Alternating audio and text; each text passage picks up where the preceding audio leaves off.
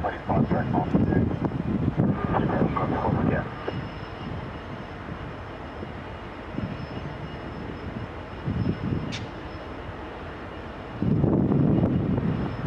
Got a 764, speed of 180 knots or greater till 6 knots.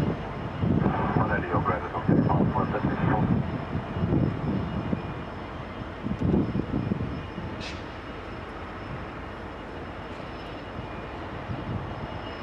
Just 422, runway 34 right, please for takeoff. Just take off runway 34 right, just 4.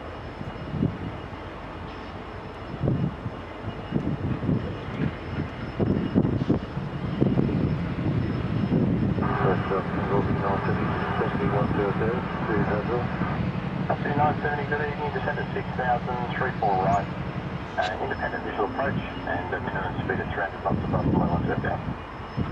6,034 right, minimum speed 300 knots above below 1 step down, 14 miles there.